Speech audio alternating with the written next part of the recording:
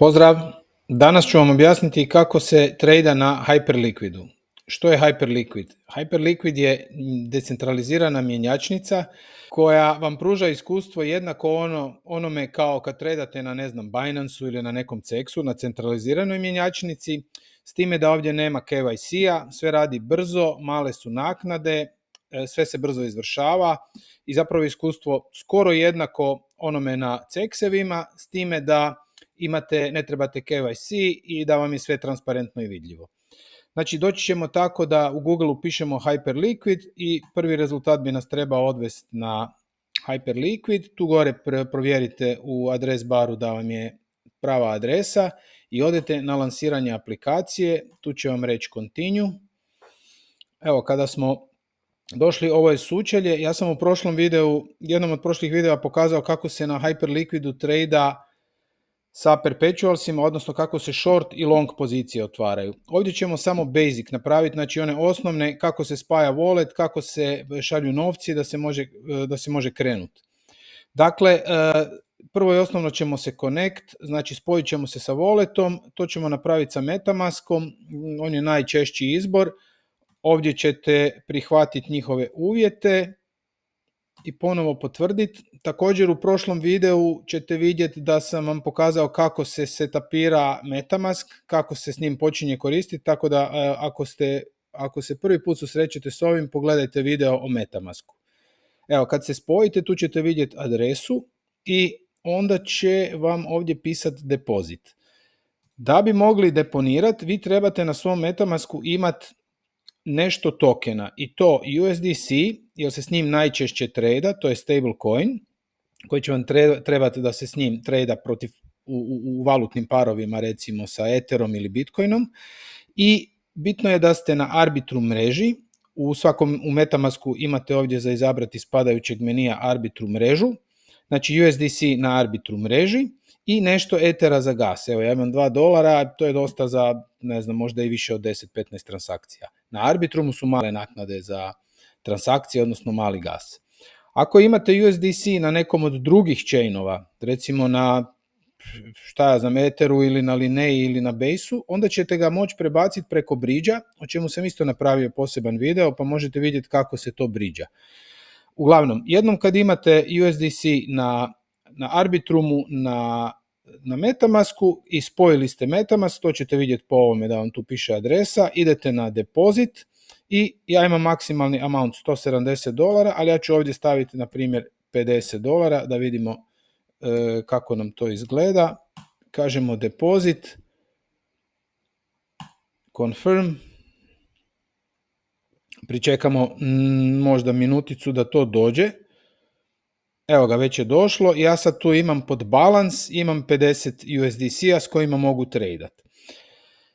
Ja mogu taj USDC ovdje poslat nekome koji isto ima account spojen sa Hyperliquidom i to mu mogu poslati ovdje, tako da ću mu samo upisati tu destinaciju od njegove adrese. Ako je spojen sa Hyperliquidom, on će sebi, ako ja sad njemu pošaljem 50 USDC-a, on će to vidjeti u svom balansu za par sekundi. Znači ovdje možemo poslati nekome, a možemo isto tako ići na withdraw da sebi natrag vratimo. Jednom kad smo završili sa trgovanjem, onda možemo otići tu na withdraw i natrag si vratiti sebi na Metamask. Znači da nam se vrati ovdje na naš Metamask.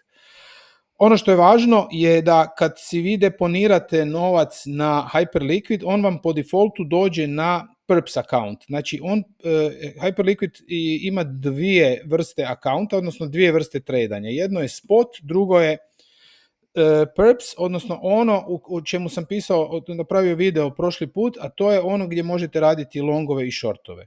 Znači on vam po defaultu dođe tamo. I sad, ako vi želite tradat recimo na spot marketu, a samo ste deponirali €50, odnosno $50, onda morate otići ovdje i prebaciti, vidite, transfer USD sa Perpsa na spot.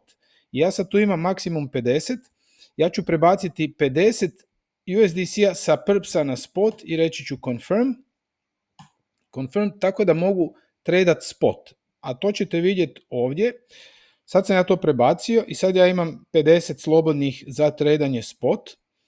A spot ćete znati po tome što kad izađete ovdje, napišete na primjer, evo recimo Solanu hoćete tradat, onda vam tu piše pored Sol USDC, to je valutni par, piše vam spot ili vam piše neki X, znači neki broj gdje možete tradat leverage, znači sa polugom, odnosno na futures marketu. Obzirom da sam ja sad prebacio na spot, ja ću sad izabrati Solanu USDC spot i ja sad mogu tu tradat spot.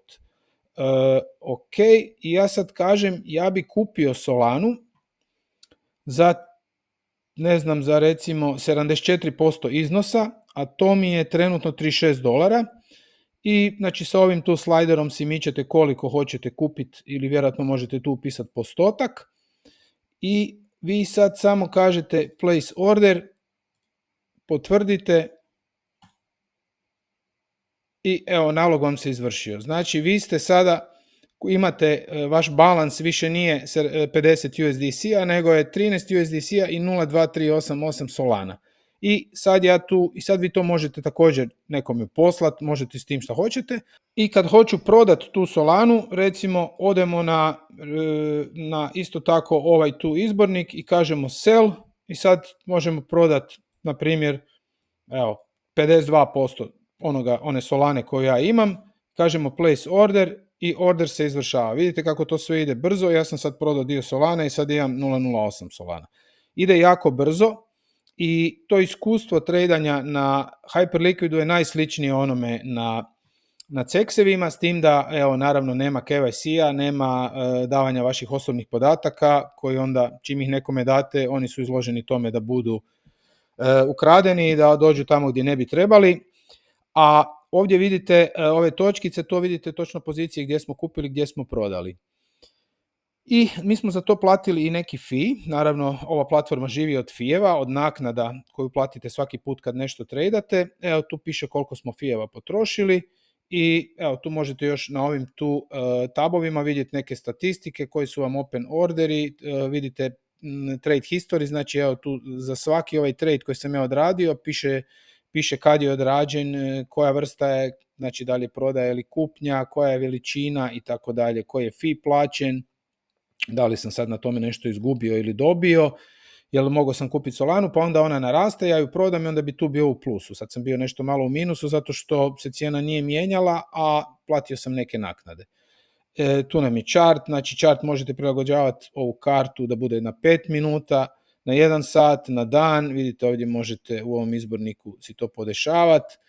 Sad smo tu u spot marketu, to piše, tako da evo ovo bi bilo ukratko o tradanju. Evo imamo funding history, još ga nije povuklo, order history, evo to je to, tako da možete, evo ja sad ako hoću vratiti novce nazad na MetaMask, ja ih moram prebaciti sa spota na Perps, jer je Perps defaultno mjesto gdje dolazi novac i kad se pošalje i kad se hoće withdrawati, vratiti natrag na novčanik. Od ostalih stvari tu gore imate na Hyperliquidu imate neke voltove u koje možete deponirati novac pa dobivati neki yield. Imate vaš portfolio gdje možete pratiti kako vam se kretao portfolio sa svim stavkama, promjenama, povijesti i tako dalje. Staking, znači možete isto staviti deponirati da se stejka pa dobivate nekakve naknade od toga. Možete nekoga preko referala preporučiti pa vjerojatno isto dobivati ili neke benefite u vidu smanjenja fijeva ili neke druge nagrade. Leaderboard, to su ljudi koji imaju najveći volumen tradanja, oni su tu poredani, rangirani su po volumenu, vjerojatno zbog toga što će biti nekakav airdrop naknadni ili neki drugi benefiti.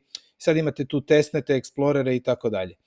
Važno je reći da Hyperliquid radi na svom posebnom chainu, imaju svoj posebno razvijen chain, odnosno posebno razvijen mašinu zapravo koja mu omogućuje da trada i da bude to sve tako brzo i glatko, a paralelno s tim su i pokrenuli svoj Hyper EVM, to je blockchain koji je kompatibilan sa EVM-om, odnosno sa Ethereum ekosustavom, ne bi li se onda mogle tu razvijati aplikacije koje se mogu pisati vjerojatno u Solidity ili u nekim jezicima koji su kompatibilni sa EVM sustavom i zapravo na taj način on se širi i na Ethereum blockchain, odnosno Ethereum ekosustav, gdje onda ima i veću izloženost i veći priliv ljudi i korisnika i tako dalje. I aplikacije se mogu onda lakše implementirati u Hyperliquid.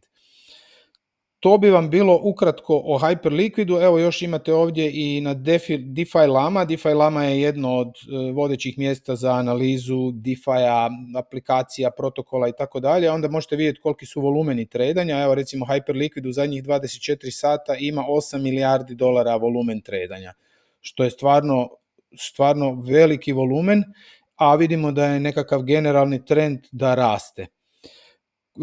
Mislim da su mu direktni konkurenti DYDX i GMX, ali mislim da je Hyperliquid sada po popularnosti i po volumenu, barem po volumenu na Perps marketu, gdje ono baš vodi i ogroman je rast volumena, dok je na spot marketu još uvijek nije prestigao vodeće, to su Uniswap i ne znam, možda Paraswap ili još neki drugi ceksevi. Ali u svakom slučaju postavlja se Hyperliquid kao nekako vodeće mjesto i čini se da se ekosustav jako dobro širi, puno se aplikacija oko njega radi i vjerujem da će ići sve na bolje. Još jedna stvar koju sam za napomenut, da smo pokrenuli Hyperliquid Balkans Hub. To je mjesto gdje se ljudi sa našeg govornog područja mogu informirati, mogu sudjelovati i zapravo gradimo neki community gdje možete dobiti svježe informacije na našem jeziku, gdje možete se upoznati s ljudima drugima koji nešto rade oko Hyperliquida i dobiti neke novosti i dobiti neke informacije možda i prije nego neki drugi. Ja ću vam u opisu ovog videa staviti linkove na Twitter i na Telegram grupu, pa se slobodno priključite. Ako vam je ovaj video bio od koristi, molim vas da se pretplatite na kanal i da lajkate, pa se vidimo u nekom novom videu. Pozdrav!